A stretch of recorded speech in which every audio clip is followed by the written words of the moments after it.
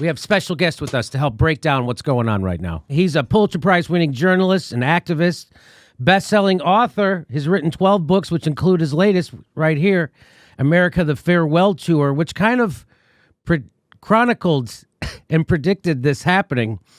His work can be found in the New York Times and Truthdig. He recently decided to become a Green Party candidate for office for Congress, but he had to withdraw due to FCC rules. Please welcome back to the show. It's Chris Hedges. Hi, Chris. Hey, Jimmy. Thanks for being with us. That your book, I just can't stop thinking about it. You chronicled the hollowing out of American cities by capitalism and how it leaves people in the dust, and all the horror stories and the pathologies that come out of having an economic system like this.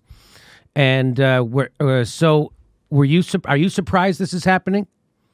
No.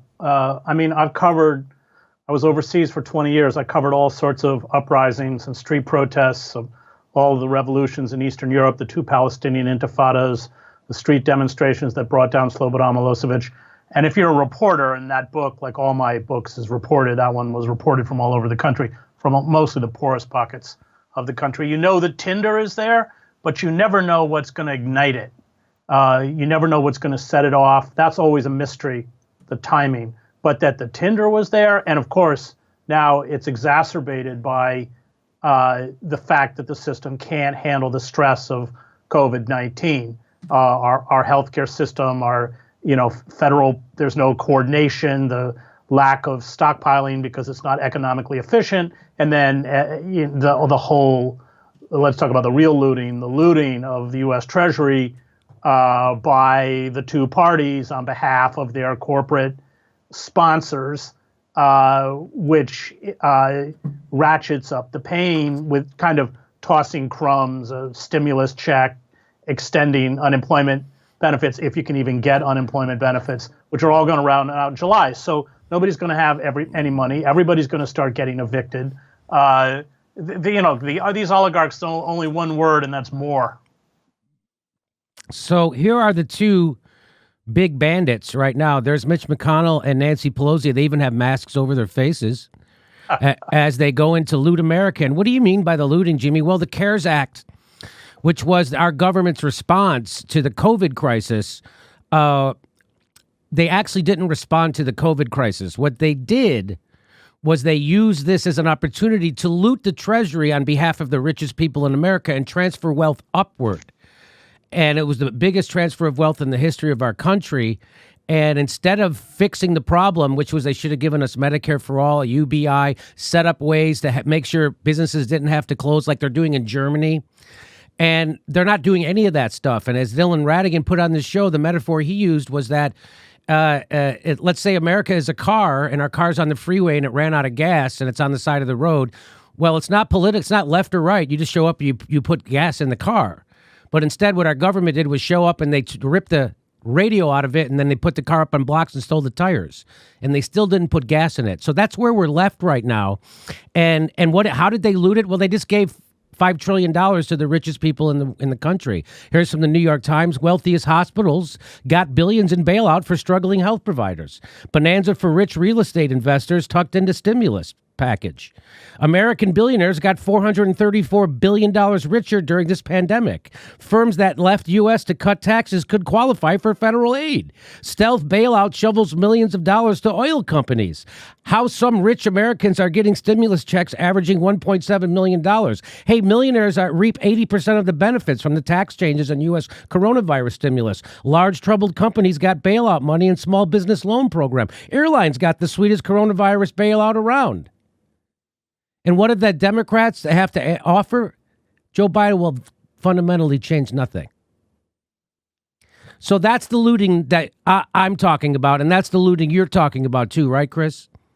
Yeah. I mean, the Democrats, it's worse than just going along with the Republicans. When they could have stepped back and provided health care coverage for all these Americans, not only who don't have it, but they're losing it. I think 43 million Americans are going to lose their employee-sponsored health insurance. What did the Democrats do? This was a Pelosi proposal. Is they decide to fund Cobra. Cobra. I got Cobra when I got bounced out of the New York Times. It's where you get your employee-sponsored health insurance, but you got to pay the premiums every month. So rather than address, which is, economically far more expensive, and of course the for-profit health insurance industry and the pharmaceutical industry have been very generous with campaign donations in the last quarter because the lobbyists are, and they gave bailouts to quote unquote trade organizations, which are lobbying groups. I mean, it's been staggering. I mean, you ran through a few of the headlines, but it's appalling. And at the same time, the situation for the working class, the middle class, the working poor is catastrophic. I mean, our hunger levels are rising. Food banks have 10,000 people showing up. The rounds of evictions, which are predicted for this summer, are in the tens of thousands. I mean, it's really it's Louis XVI in Versailles. It really is. It just shows you how utterly myopic and out of touch the ruling elites are, because it doesn't, at this point, you don't have to be a social scientist to figure out what's going to happen. Yes, you do not.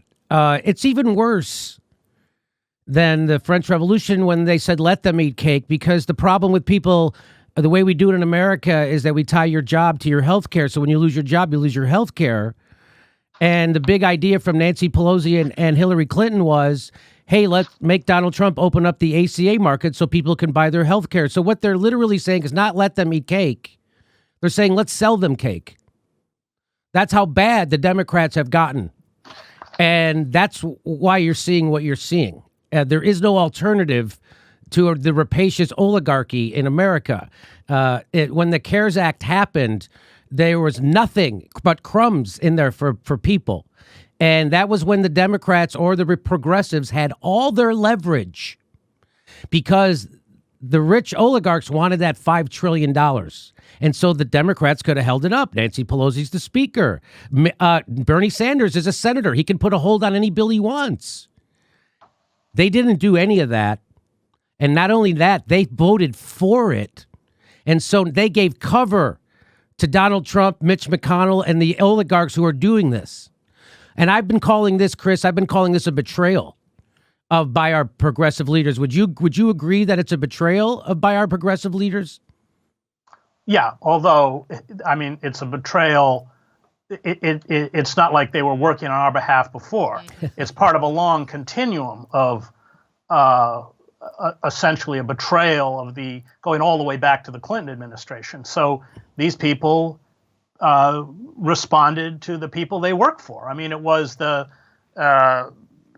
CEOs of Blue Cross Blue Shield and the presidents of health insurance plans, HIP. They're the ones who went to the Democrats and proposed this whole COBRA plan because they don't want to expand coverage. So I think David Sirota and The Guardian called it a corporate counter revolution.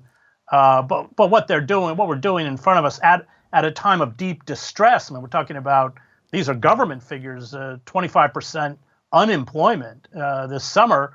They are turbocharging the consolidation of wealth and power by an oligarchic elite.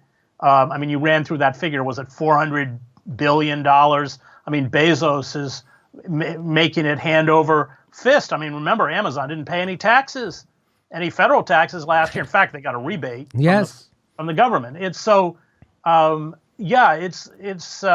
think what's so stunning about it is just how clueless the ruling elites are. They really think that they can get away with, complete and utter abandonment of the citizenry, thrusting the American working class into kind of serfdom, and nobody's going to respond. And I think what we're seeing now is not just a reaction to police violence, but a system whereby especially poor people of color in deindustrialized urban areas have had enough. And you talked about policing before. I mean, let's not forget that the whole policing system, especially in what Malcolm X called internal colonies, is about social control. Mass incarceration, we have, of course, or 5% or 4% of the world's population. We have 25% of the world's prison population. It's mass incarceration and it's police terror, and I don't use that word lightly. It is terror. I mean, 1,000 mostly unarmed citizens are killed in this country every year. Thousands more are wounded. The whole due process, habeas corpus, has been revoked if you're poor. You don't get a jury trial. 94% of the people in our prison system never had a jury trial. They are coerced into a plea bargaining system. Again, it's coerced because the prosecutors, the public defenders know that half or more of the charges that have been stacked against them, they didn't commit. It just becomes a kind of card game, what you're going to barter your sentence down to. And then once you're in the prison system, which is a form of neo-slavery, you have 1 million of our 2.3 million prisoners work for for-profit corporations, making McDonald's uniforms, Victoria's Secret, Hewlett Packard, all the big companies are in there. They earn, in 22 cents an hour. And then you have in New Jersey, we have state, it's called DEPCOR. I mean, this is a giant state industry that uses bonded prison labor. They make stationary office equipment, baked goods, and ship it out. And it's all like the Free Alabama movement that rose up and organized a work stoppage in the Alabama prisons in 2014 understood. I used to talk to them on kind of contraband cell phones they got. They knew that if you paid prison labor the minimum wage, half the prison population would be out because they couldn't sustain it. All the jobs when I go in, I teach in a prison. When I go in, I pass the barber shop where they've got prisoners dressed up in barber uniforms, cutting the guards' hair, the guards' mess hall, the cleaning, everything is run by prison labor. So if they were compensated, even at minimum wage, the system wouldn't work. I mean, I think prisons are important because when if you want to know, and Dostoevsky wrote this, if you want to know what the nature of a society, look at the prisons. And in prisons, it's the perfect corporate state. They're laborers who earn sweatshop wages, or in some cases, Alabama, Georgia's no wages. They can't organize. They don't get paid for sick days. If they're, create any kind of a problem, they're sent to solitary confinement. That's what they want us all to become. And you can see that because these large corporations now are all into these prisons, exploiting the most vulnerable. It's not just private prisons. That's actually a small percentage of prisons, but everything within prisons has been privatized. So the phone service, Global Tel-Link, the food service, Aramark, where prisoners are getting food poisoning right and left and serve substandard food and are hungry all the time.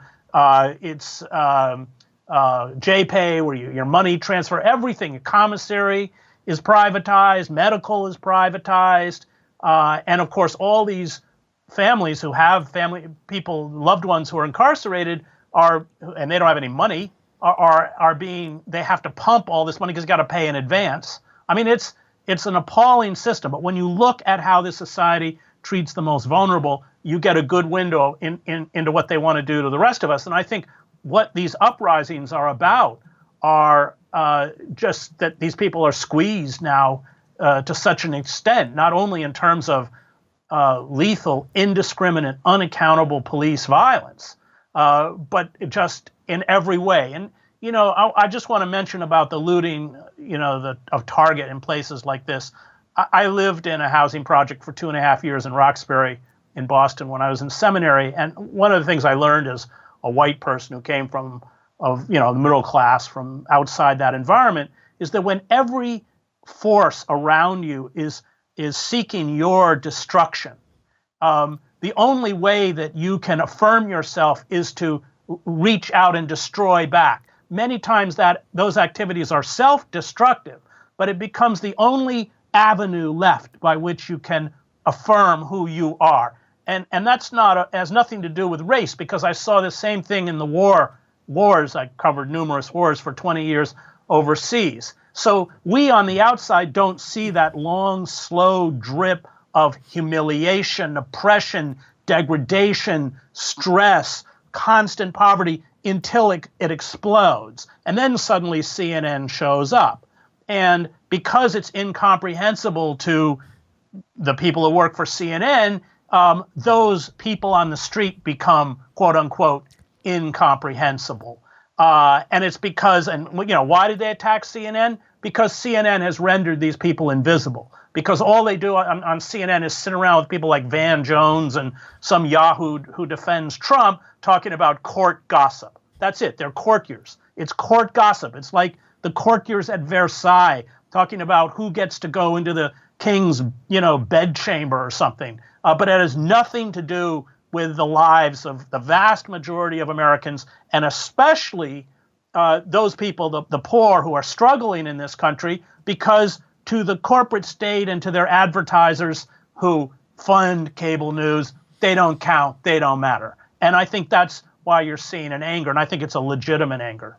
And also, I'm just not going to shed a lot of tears over a burnt down precinct. I'm actually against property destruction, but I didn't look at that, and I couldn't weep over that. I was all broken up. I don't know about you, but poor cops and their precinct. I just wanted to show this. So John F. Kennedy said, "Those who make peaceful revolution impossible make violent revolution inevitable." And so I just want to let you know, in 2016, when they killed Philippe Castile, just walked up to his car and shot him dead as he was just sitting in his car, and he told the cop, "I'm not doing nothing." Cop just panicked and pulled the trigger and shot him. Right in front of his wife and a 7-year-old girl in the back seat. So then, at that point, Minneapolis people had enough. And the teachers and activists, they had a big protest. Hundreds of people showed up in protests. And of course, the cops showed up and arrested them. So they've tried to make change. They tried to make peaceful change before. They've done this. Responsible people have tried to make peaceful change. They won't allow it. This isn't something that people haven't been talking about at the top of their lungs for a long time. They've been doing this for a long time. It's about as long as I've been doing news, people have been screaming about police brutality, and it just gets worse and worse every day as our Congress votes to give more of our rights away to their surveillance state. So,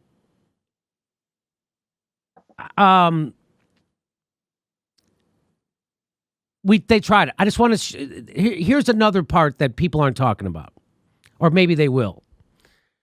So I gotta look at the charging complaint form where they charge the officer, and this is from the Star Tribune. It says, "Read the complaint charging ex-Minneapolis officer Derek Chauvin in the death of George Floyd." So I did. There it is, and it talks about how they're going to charge him with third-degree murder, which is manslaughter, which has a 25-year sentence, which I think it should be second-degree murder. But anyway, I want to get to this part because I found this very interesting. This is from the medical report, the medical examiner. and so I don't know if you remember when Michael Brown got shot in Ferguson, the cop emptied his gun into him. He 9 bullets landed in him. He was unarmed and he was 30 feet away. And then, son of a gun, they couldn't get a grand jury to indict the cop, right? Because the prosecutor didn't want to indict him. And so people see that. Hey, this is the part where I tell you where our live shows are, but there aren't any. And then I would tell you to go join our premium, but nobody has a fucking job. So why don't you just enjoy the video?